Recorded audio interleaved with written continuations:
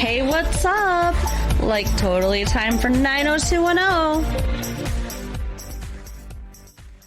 Well, hello everyone. Welcome back to the 90210 show. My name is Mark. With me, as always, is my girlfriend Carol. How you doing, Carol? Hey, what's up? Not much. It's we've made a record for the quickest opening ever. Why are you talking like the Micro Machine Man today? I don't know. Get him out of it. Yeah, I can't do it. He's got a career in auctioning, apparently. Right. It is June 7th, 1996. Holy hell, it is. Yeah, that's right. Summer is upon us. Feels like it today. Yeah, I know. It's a warm one. Yeah, it's nice and warm, and I got all gross and sweaty because we went for a walk. Did you? I did. I wouldn't say gross. I was kind of grossed out. You think you were gross? I prefer not to sweat. Didn't you want to get new deodorant? Yeah, I forgot. Forgot to get the new. We were gonna get Teen Spirit, right? Yeah, I like the powder fresh smell. Do you? Mm-hmm. Yeah, it's nice. Nice talky smell. But speaking of smells, okay. I was gonna try to do one of yours. What a transition. I don't know. I'm sure it smelled real good at the Walsh's party. Yeah, because of all the food and the very inappropriate help that they hired. Right. One of them is just snapping at people. The other one's trying to fuck one of the party guests. That's a bit much. Well, I mean, he was. I love how he comes right out and he's like, I guess that's why I'm still romantic. Yeah. Oh yeah, he definitely likes her. Okay, so I guess we should tell them what's going on instead of.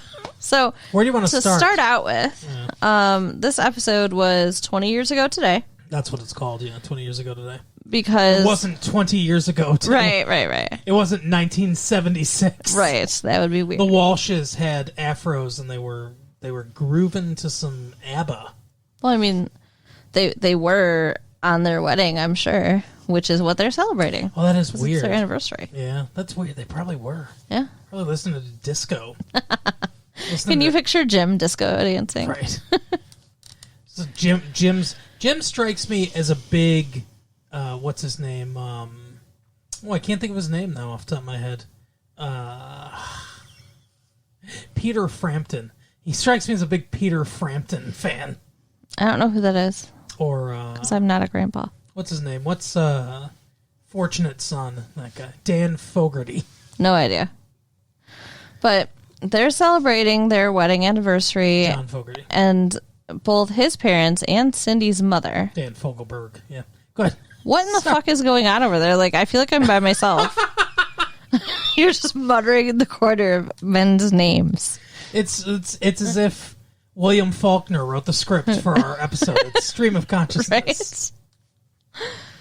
Right? Their parents are in town. The kids had to pick the parents up from the airport. The grandparents. Yes. The parents' parents. Yeah, that's right. Very good. That's the relationship. And apparently the mothers don't get along. Well, do they ever? I don't know. Maybe. Who knows? Okay. What? I don't know. You're weird. You're weird. Yeah, they don't agree on things. And one of them is judging them for getting a caterer. Yeah. I think that's weird. It's like they're having a party. Jim's mom thinks that it's so very high class. They're getting a caterer. She's like, we could have done the cooking. It's only 50 people. Like, what the hell? What was she saying that they could have cooked? I can't even remember. A couple turkeys. Yeah. And her asparagus rolls. I don't even want to know what that is. I like asparagus, and I don't even want to know what an asparagus roll is. I imagine, like, asparagus, like, rolled up in some kind of bread with, cream cheese. I think bacon. It's probably asparagus rolled in bacon. Oh, that sounds good. Cream cheese might be a part of it as well. Can you tell we're hungry over here? Well, apparently you are. I am. I'm going to barbecue tonight. I'm going to do the cooking tonight. Be afraid. No, actually, he's a really good cook. Oh, wow. I was about to be offended. But, okay, so they have a huge party at the Walshes. Yeah, it's giant. With 50-ish guests. Uh-huh. And Andrea is there with David.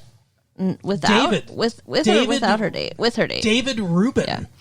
And who comes in and they're like, oh, it's so nice that they've been married for 20 years. And he's like, yeah, whatever. If you believe in marriage. Yeah. If you believe in marriage, he says. They're at a wedding anniversary party. Do you think that the people there believe in marriage?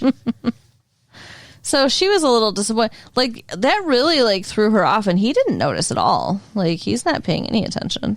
No, he's too busy adjusting his yarmulke. Okay. I don't know. He's Jewish. I don't know anything else about him. He's an RA. He's also very into English. He is, yes. Literature. He's reading William Faulkner. Right. This is the William Faulkner episode, everybody. Happy birthday, William Faulkner. I assume his birthday is somewhat around this time. Sure. Or a different time. Sure. Weirdo. One of the only people to win 2 Pulitzer Prizes. Just throwing it out there. So getting to this party is interesting for some people. Like, David ends up having Erin because his dad's going off to Mexico. What Cabo. the fuck? Like, it's his weekend to watch his daughter, and he's going to Mexico with his girlfriend. Yeah, and his bitch ex-wife wouldn't trade weekends with him. You know how it is, David. But he wants to go to Cabo with his model girlfriend because she's got a shoot down there. How this guy is getting models. I'm telling you, there's more people that have money in Beverly Hills than this guy. Right. This Mr. Potato Head looking motherfucker. Anyway, and David's like, okay, whatever. And he says, why don't you take her with you, Dad? Yeah. And he says, David, I really can't have a romantic weekend in Mexico with Erin along, with a crib in the room. And it's like, yeah, I guess it's slightly inconvenient to fuck your 25-year-old girlfriend with your baby in the room. But guess what? That's what happens when you have a baby. Right. Like, maybe you should have thought about that before you started cheating on your wife and making your life more complicated. Yeah. Now you got to work harder for sex. Maybe you should have used one of those fancy birth control methods like pulling out. Or, condoms or whatever. Mm-hmm. Anything. Diaphragm. The sponge. Right? Spermicide. There you go. Anyway. So he has pawned his child off on David. But he also has gotten a babysitter. He said the babysitter will be there. He just wants David to stay at the house, which seems weird. It's like he knows. It's like his spidey senses are telling him this babysitter is going to blow him off. Right. I think he had sex with this babysitter, and now she doesn't want to show up to the house, and he knows it's a possibility. Maybe. So or maybe he set her up on a date with Brandon, and he knows there's a chance she'll be in the pile and right. So he's like, oh, she's just running late. She's not here yet. Can you watch your sister while I go to the airport? I don't want to miss the plane. Yeah. David should have been like, miss the plane. Right. The plane. Sorry. Wow. Sorry. It's Ricardo Montalban flashbacks there. Yeah, sorry, Dad. You don't get to go on your vacation because you're a parent. Right. He just pawns his kid off on anybody. Yeah. This guy sucks. He's a terrible person. So David I hate him so much. I know, me too. He's worse than Steve Sanders. Steve's not that bad. Wow, he's really grown on you, hasn't he? He has. They've done good with his character. Yeah, they made him completely gross, and then they made him totally likable. Well, they made him somewhat likable. Meh. He's still not 100% there yet, but we'll see. We'll see what happens. Remember, he outs he outs a homosexual later. Yeah. So, okay, so Donna and David end up bringing Erin with them to the party. David acts like an asshole to Donna, too, by the way. How so? She's like, which dress should I wear? And he's like, I don't know. Like, he gets all pissed off and stuff, right? Remember? Yeah, well, because first he says to her, I'd rather see you in nothing at all. Mm-hmm. And then when she put him in his place with whatever rejective comment she made, then he got mad. I mean, at this point, you can kind of understand. But he says, like, so he gets off the phone with his dad. His dad's like, you're going to have to pick up Erin. And he's like, I don't care what fucking dress. Let's go. Or he says something like that. He really snaps at her because he's pissed off at his dad. It's no good. He said the white one, though, and so did you. So I guess guys like white dresses. Easier to hide stains. I said red. but whatever. Nobody listens to me. The lady in red. Red is always the choice. Come on. Really? Yeah. All right. So when they get to the party, Donna's mom, no, Kelly's mom, Erin's mom.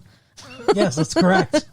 Kelly and Erin's mom is there as a guest. She's like, why is my child here? Right. And so he says, oh, he went to whatever. And she's like, oh, that piece of shit. Right. So then she took the baby. And it seemed like she was taking over at that point, but then later David had her again. So I don't know. Was she gonna? They were passing back and forth. Was she gonna let him just have her for the weekend? Still, I wonder. Like, was she like, "This is my weekend. I'm gonna have my time." She said he's gonna hear from my lawyer. Well, that was on the way out because Erin had a fever, and then she had took her home. Yeah, Erin's sick. Erin's sick of her dad's bullshit. Is what it is. But like, whatever. She's got a fever, and the only cure is more alimony. Right. So who else was going to the party? Brandon. Yeah. You want to save that one, or you want to go? Yeah, let's save that one. Right. Kelly. Okay. Yeah, Kelly's going to the party too. Kelly was asked to bring John Sears. John Sears said he had Steely Dan tickets. Yeah. Whoa, what a difference! So this is like. This is the season that we started when we first started watching in '94. This was the season that was live. So we're a couple years behind. What a difference 2 years makes in music, They got Steely Dan tickets. And she's like, I'm going to a party. I'll go with you. Oh, you got a date now, Kelly. Well, it's not that kind of party, though. What kind of party where he can shove her in the closet? Right? Like, what does that even mean? Other people brought dates. Yeah. But it's because Dylan's going to be there. Mm-hmm. She's like, I don't want to rub it in Dylan's face. And John's like, yeah, I don't want you to either. So that's why I want to be there. So, yeah, he ends up not going with her, even though he tries to invite himself. Mm-hmm. And Dylan meets her at the door. Yeah, so they're getting a little chummy there. Yeah, because they met at the door. Well, I mean, they were nice to each other, and they were talking about, like, is it okay for us to walk in, or people can get the wrong idea? He says something like, I don't know, every time you look so good, it hurts me, or something. I don't know. He says like, why you gotta look so good? Something dumb like that. So, yeah, he was flirty a little bit. Mm-hmm. Okay, so I think everybody's there now except Brandon. Okay. We got to back it up for Brandon. Brandon met, now those of you who listened in the beginning will know, Lucinda today. So. I had no idea who she was, but apparently she's some insane woman that likes Brandon, and in the season finale she shows up again in D.C. When Brandon goes to D.C. when him or her and the other one try to have a threesome with him. Yeah. And then he ends up having sex with Jenny Garth, a.k.a. Kelly. That's so weird. I still don't see that. It still seems like it's coming out of left field. Yeah. Him and Kelly ending up together. It'll build it, I'm sure. Something's going to happen with John Sears, all that shit. Yeah. So stuff will happen.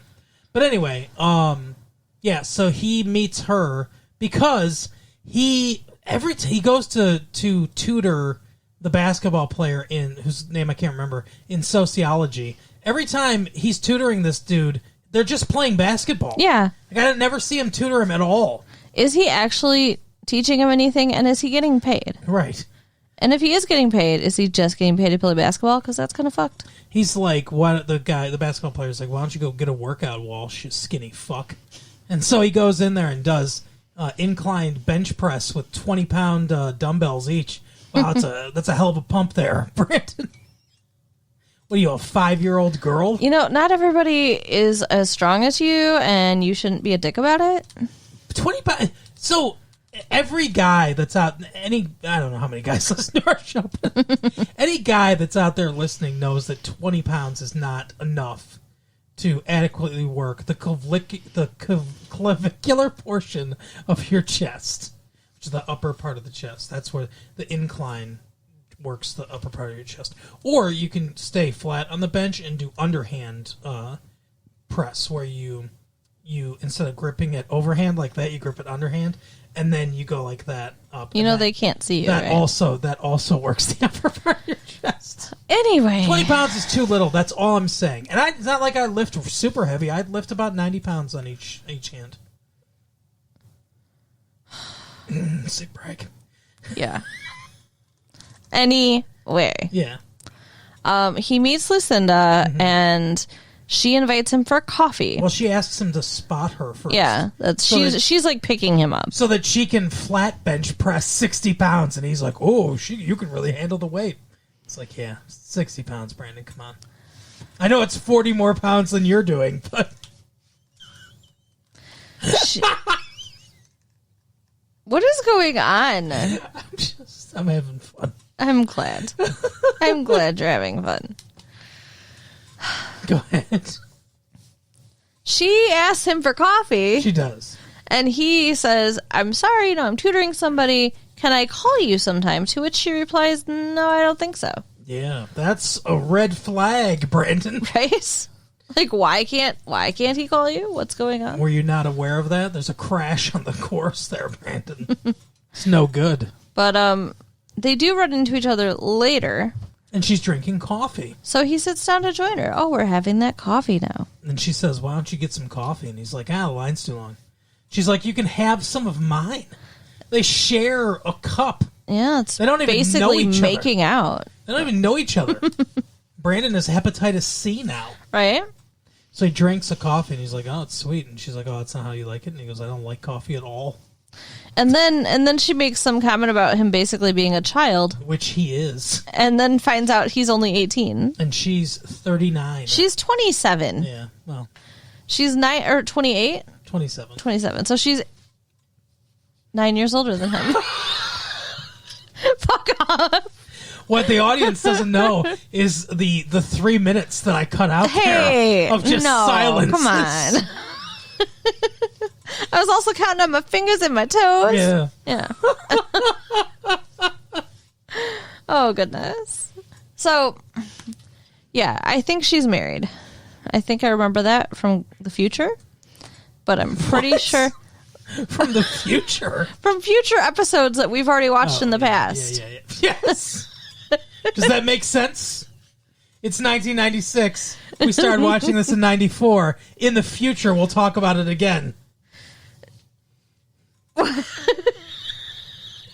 Oh, goodness. Yeah. Anyway. It's like that scene in Back to the Future where Doc explains diverging timelines and stuff. Why does he just have a whiteboard there? Anyway, go ahead. So Brandon had to pick up the gift for his parents from him and Brenda, which was really dumb. Lamest gift I've ever heard of in my life. It's their wedding photo made into a puzzle that's already put together in a frame. He says, if they ever take it apart, it'll take a lifetime of marriage to put it back together. By the way, later, it looks like those pieces are pretty big. Yeah. I was thinking the same thing. Like, that wouldn't take long at all. It's like a child's puzzle. Right? Like one of those wooden block puzzles where it's like 4 pieces. What does Brandon think of his parents? Where does my face go?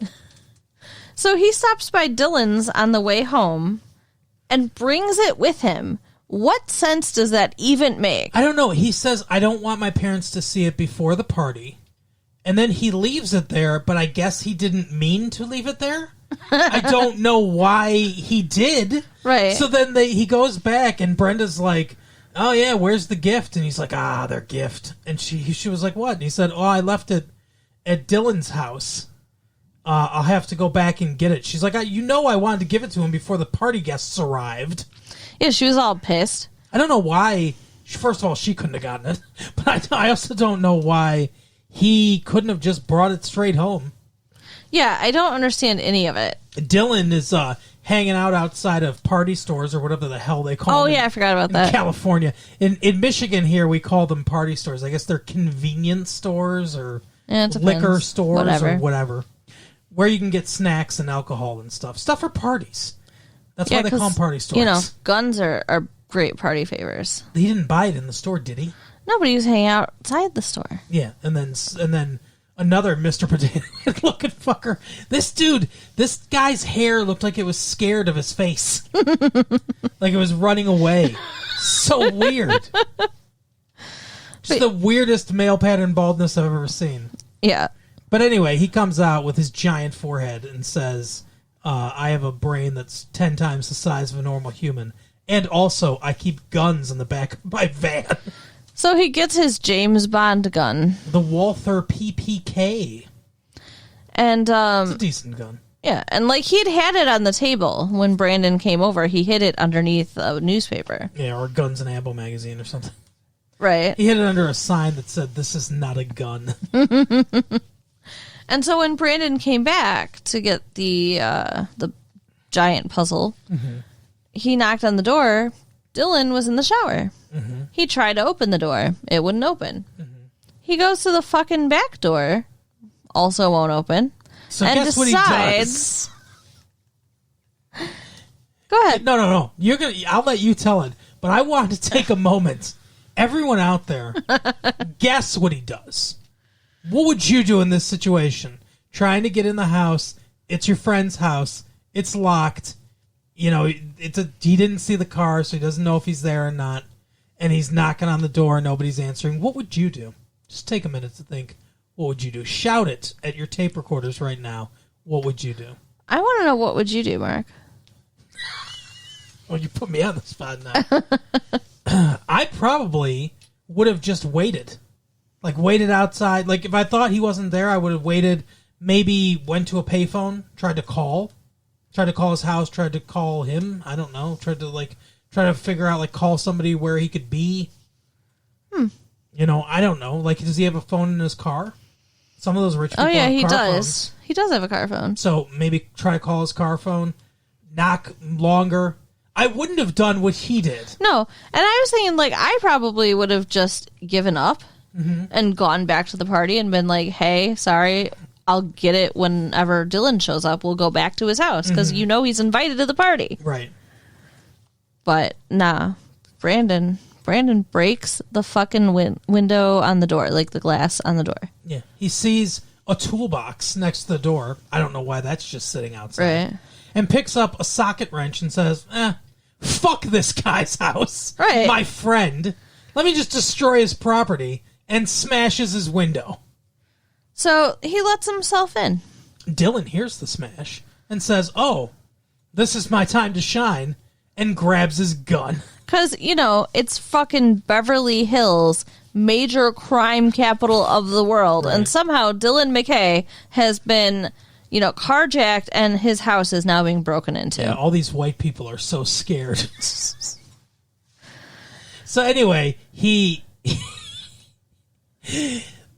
Brandon starts to open the door. And luckily, instead of just pumping this dude full of bullet holes, which he totally could have, he screams, I've got a gun. And Brandon goes, don't shoot, it's me. Here's the thing. This was not good acting. Jason Priestley's usually a decent actor, but his response is, don't shoot, it's me. Like that. It's Brandon. If one of my friends was like, I've got a gun, and he's like screaming, I'd be like, holy shit! Don't shoot! You know me! Like, his response should have been so much larger than don't shoot, it's Brandon. I probably would have ran. I mean, honestly, I would go the other direction. You just would have thought, maybe I am a robber. I didn't break his window. Maybe this isn't my friend. But yes, thankfully, Brandon does identify himself, and Dylan does not shoot him. Right. Dylan is horrified with himself that he almost shot his friend. Brandon comes into the house he just broke into, admonishing Dylan. Yeah. He's like, hey, you almost shot me, you dick. And right. It's like, what about my window? No one fucking ever says a word about the fact that Brandon broke his window and broke into his house. Yeah, it's like you could see the gears turning in his head. He's like, he's rich. Fuck him. Yeah. He can afford a new window. I mean, that was just terrible. Yeah, he would have been totally justified to kill Brandon. He would have. No court would convict him. That a guy is breaking in his door, yeah, you shoot. I mean, what the fuck? Brandon, you idiot. I mean, he would be in trouble because he's a minor with an unregistered gun, That's actually. right. It's a felony. I forgot about that part. But defending your home, Well, yeah, if he was legal. But if he... See, like, I think just owning an unregistered weapon's like a 2-year or 5-year felony. If he committed a murder... even defending his own home with an unregistered felony firearm, I think that's like 15. Oh my 15 gosh. to 20 or something. Yeah, Dylan is not thinking very rationally right now. So then he's like, this cures him of his... See, like you said, now his obsession's going to be completely over. Yeah. Which is how everything works in this world. Because he's like, oh no... I almost shot you. I've learned the error of my ways. I don't need a gun. That's not going to fix what's broken inside of me. And then he goes, just Brandon, I got a problem. How do I get rid of a gun? And I said, oh, you just leave it outside of a school. Right? How do you get rid of a gun? Well, I believe that Brandon said throw it in the river or He something. says throw it off the pier. That doesn't sound smart. Yeah, then the fish are going to get it. They'll start committing crimes. Some seahorse is going to get carjacked, and then he's going to start almost killing his friends. There should be a place you could turn weapons in, no questions asked. I don't know if there's a place you can. Maybe there is. I don't know. I think you could take it to a police station. Brandon could easily be like, "Hey, I found this." Yeah, they could wipe it clean, and then just say, "Hey, I found this gun near my home, like on the sidewalk where any kid could have picked it up, and I figured this is the place to bring it to." And they would have been like, "Thank you, sir. Right. Thank you, rich white man. We have no questions for you." There you go." It would have turned out perfectly for him. But instead, they're going to go throw it off the pier. Yeah, that's right. Where a scuba diver can pick it up. And then steal a disc from Sandra Bullock. Oh, yeah. The net. I was like, what is he talking about? We talked about the net last year. Yeah, we did. So, okay. Brandon lived through getting the puzzle, the giant fucking puzzle, to his parents. Can you imagine if he would have? Can you imagine if he would have been killed retrieving a puzzle of his parents' wedding? What a fucking obituary that would be. And yeah. Oh my. Brenda is there with her dude. What's his name? Stewie. I don't like him. Stewie. So something went down. Oh yeah, this with is fun. Stuart and Dylan. Yeah, because Dylan's at the party. He's talking to Brandon. He's like, "Hey, so that's the guy that Brenda likes, huh?" And he's like, "Yeah, Stuart or whatever his name is." And he's like, "Yeah, I know him. His dad almost got killed by Jason Voorhees inexplicably." Oh survived. my goodness gracious! You and Jason Voorhees. Friday the 13th party. Jason takes my hands in. He says, I know him, and Brandon's like, from where? And he said, just the scene. The scene. The crowd he hangs around with or whatever. And he says, I wouldn't want him dating my sister. Mm-hmm. Now, first of all, you don't want him dating that girl because you tapped that. Let's be honest. Right. But whatever. And then they see each other, and there's like, this like stare down. And you can kind of see Stuart connecting the dots that this is the dude she was talking about, I hope, anyway. Yeah. Was that before or after the other thing happens? That was before the other thing happens. So he says to... Oh, yeah, that is right. I never thought about that. But he says to Stuart, he's like, hey... It's like, hope you cleaned up your act or whatever. And he's like, yeah, I did. What business is it of yours? And he goes... that girl that you're, dating or whatever, she means a lot to me. So if you ever hurt her, you're going to have to come through me. Actually, I think it was after. Now that I think about it, I think it was after.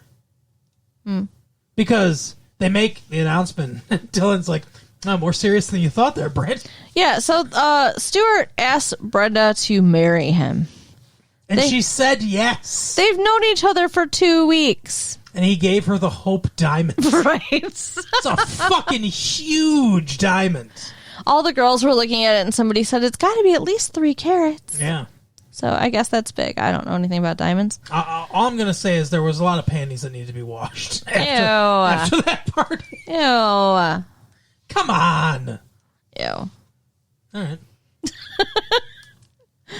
And Andrea is like all sad because she's with a guy who doesn't believe in marriage, and she's at an anniversary party, and Brenda gets engaged too. She's complaining about it to Kelly.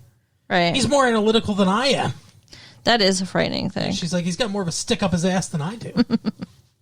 So she goes to get a drink, and she meets... And as soon as we saw him, we were like, that's the guy! Her soon-to-be baby daddy. Yes. Jesse! He was tending bar. When he said his name, too, I was like, yep, Jesse, that's it. But as soon as we saw him, we both said at the same time, that's him. That's who it is. And he's like, oh, I'm such a romantic. Yeah, he's like... He basically says, it's basically like he followed her around all night and was like taking notes. Right. What do I need to say? Because he said everything that connected with her emotionally. And they were just staring at each other, like fucking with their eyes. He's like, my dad got engaged to my mom at their parents' 20th wedding anniversary. I guess that's what makes me such a romantic. And he's all talking about this shit. She's like, oh. He's like, well, you've got a beautiful smile. It really lights up the room. And he's hardcore flirting with her. Oh, yeah. So, yeah. I don't know how they're going to see each other again, but obviously they do. Yeah, obviously. He's going to put a baby inside of her. Yeah. And a ring on her finger. Yeah. Both things. He's respectable. That's right. And he's going to live at the dorm with her or something. I don't know. No, they live off campus, I think. And then she just drops out. Yeah. She drops out of Stanford and drops out of fucking fictional California University or whatever. It's kind of a shitty situation because she's like the smartest one. Yeah, and she ruins her life. Mm-hmm. Well, I don't know. Maybe she has a really happy life. I don't know. Maybe her bartender boyfriend makes a lot of money or something. Maybe she'll go back to school after the baby's, born and stuff. Maybe he invents, I don't know, something. A new way to get on the internet. Maybe. Maybe he replaces one that doesn't go. Exactly. Mom, get off the phone. That's the worst when you're on the internet then all of a sudden, it just freezes, and you know that somebody fucking picked up the goddamn phone, and it's too late, and you're gonna have to start all over. You're in the middle of talking to Squirrel Girl 85 in Lincoln. Squirrel Girl. Yeah, Squirrel Girl 85 in Lincoln, Nebraska. I thought we talked about that bitch. In Lincoln, Nebraska. You start typing, all of a sudden you hear, goodbye. And the door slam. But then I turned around and it was you holding our cordless phone. Saying, never again. Pay attention to me. Not Squirrel Girl. I don't talk to women. Fuck her. I don't talk to women online. That's the plan when we go to Nebraska. I will kick your ass. No, I don't talk to women online. You better not. Because I think that's cheating. But, even though, remember, 2 years ago, you didn't think so. Well, I changed my mind. Yeah, our relationship's different now, right? You could probably even see us getting married now. Maybe. We've been dating over 2 years. Well, how do you feel about that? Cool. Okay, great. Stuart and Brenda have been dating for 2 weeks, and he proposed. And she said yes. Yeah. It doesn't make any sense to me. And so then she shows it off to her parents, and her parents are like, "What the fuck?" And the grandma's like, I told you it was going to happen. Oh, let me announce it to the entire party. And then without waiting for anyone to say anything, she upstages Cindy and Jim and their 20th anniversary party by announcing it to everyone. Yeah. It's not good. No. Very rude. So what do you think's going to happen? I mean, obviously she's not going to get married to this dude. Or if she does, they get divorced very quickly. They're not going to get married. He's very controlling and very just manipulative and pushy, and I don't think she likes that. She's a very independent person. He's obviously into some sort of drug scene. Something. He keeps bitching about how his dad calls him a loser and all this stuff. Maybe he calls you a loser because you're a loser of all the Quaaludes and PCP you're doing, right? Or whatever. Yeah, something's definitely off. Maybe he's on steroids and he's lifting more than 20-pound dumbbells. You remember when they first went to the nightclub on their like first date, and these girls came up to him and they're like, "Oh, Stewie's the life of the party." Oh yeah. So like, maybe, he's got ecstasy. He's passing it around. Or maybe he's like sleeping with a lot of girls. Maybe he is. We'll see. Yeah, we'll see.